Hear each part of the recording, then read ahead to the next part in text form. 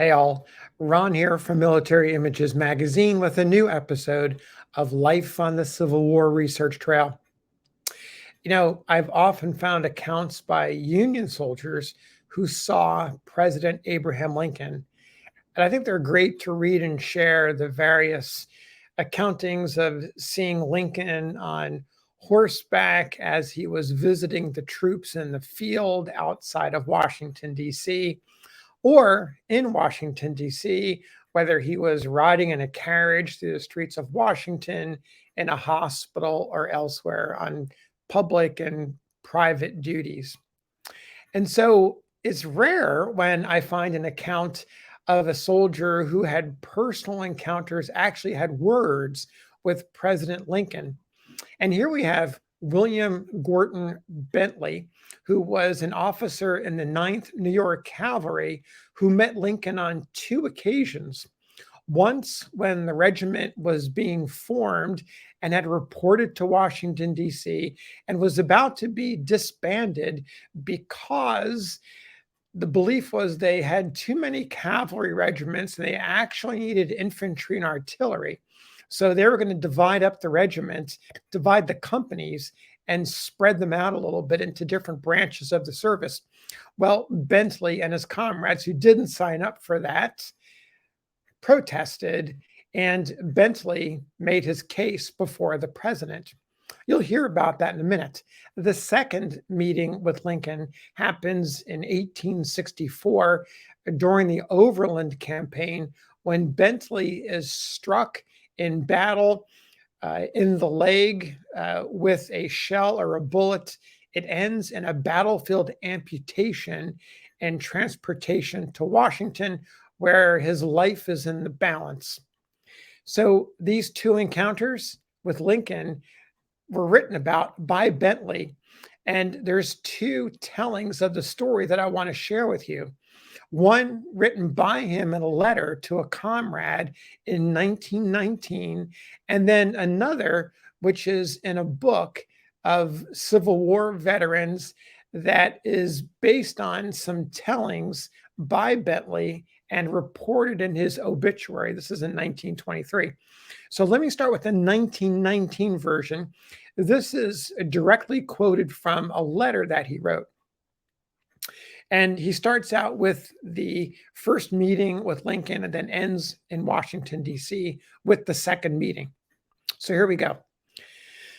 Bentley says, "At no stage of progress could there be more important service than that rendered by the Grand Union Army, of which the 9th New York Cavalry Regiment was an important unit. The Secretary of War was averse to mounting and equipping the regiment and issued an order transferring 4 companies, C, F, K, and M, to the artillery service and the other 8 companies to infantry. We," this is Bentley and his fellow officers, "made a vigorous protest and appealed to Mr. Lincoln. It was my privilege to go with Mr. Stanton, the Secretary of War, to the President. The great President Abraham Lincoln listened to our appeal. I said to him, quote, 'The men in this regiment are largely the sons of farmers familiar with the care of horses, men of good health and mental capacity, the equal, if not the superior, to any body of 1,200 men who have offered their service, and, if properly mounted and equipped, will be a regiment to be proud of.'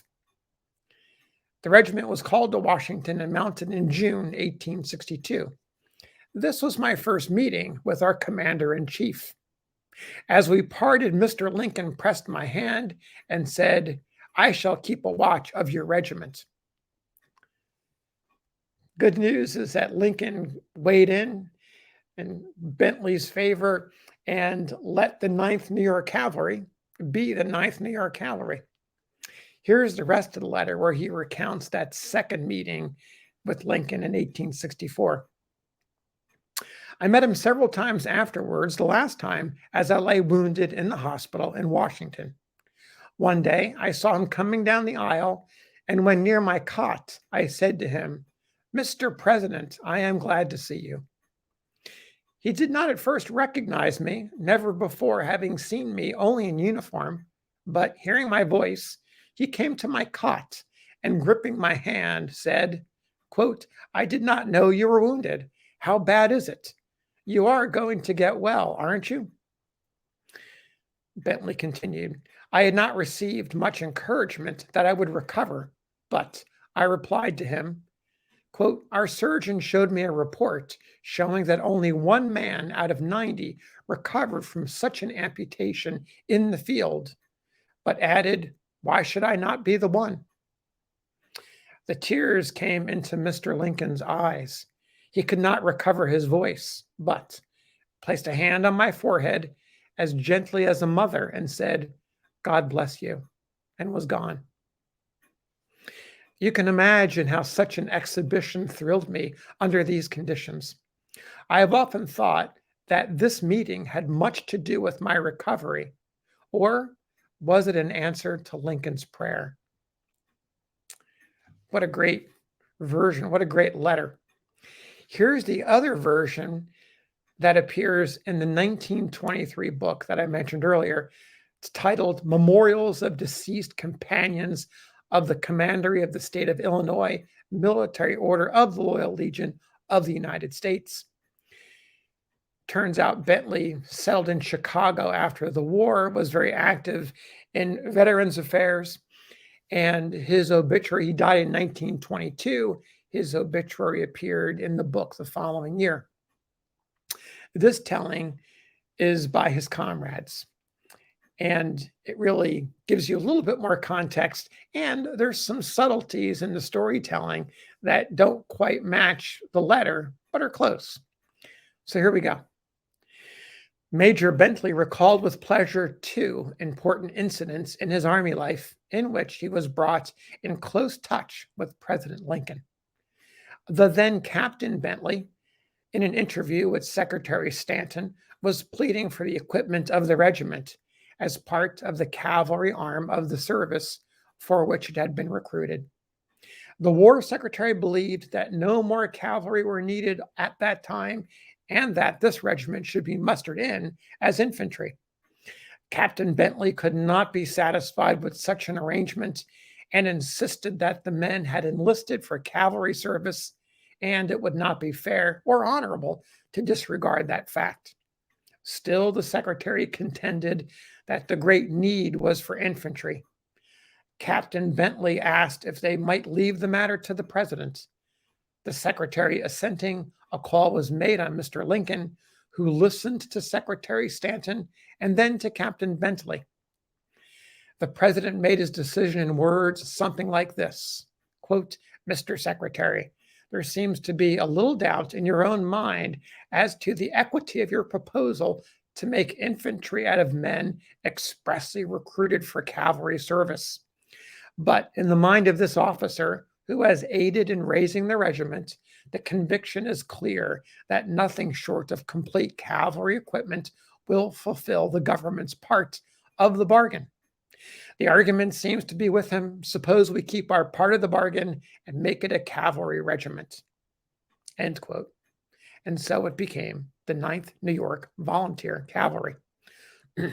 While our companion Bentley was in hospital at Washington, President Lincoln made a visit to the wounded men, and as he paused a moment near his cot, the major said, Mr. President, I guess you don't remember me. The president's memory responded to the call, and he said, aren't you the officer who, with Secretary Stanton, came to see me about a cavalry regiment? Then he questioned, is it very bad? I hope not. The major replied, the doctors tell me I have 1 chance in 100. How do you feel about it? Asked Mr. Lincoln. I believe I am 1 in 1,000 and that I shall get well, was Bentley's reply. I believe so too, said the president, and with encouraging words and kindly wishes, the great man left our friend with a glow of happiness in his heart, the thought of which he cherished through all the years of his life. And so those two stories are generally consistent. Those last stories, when he's in the hospital in Washington, differ a bit more, particularly In Lincoln's comments, the first account, the letter written in 1919, seems much more personal. Lincoln reduced to tears, putting his hand on Bentley's forehead and wishing him God's blessings. Any way you go, both letters are powerful. And in my experience researching, when finding stories being told over and over again, they tend to differ slightly. The general outline of the story is correct, but the telling of it is always a little bit different. And sometimes it depends who's telling it, sometimes it depends on who the audience is. And so here you have an account that gets at a little bit of both of those different ideas of how letters and notations can differ from telling to telling, but they are unusual accounts of a junior officer, regimental level officer, who is meeting with President Lincoln and exchanges words. So appreciate you listening. Take care. We'll see you on the next episode of Life on the Civil War Research Trail.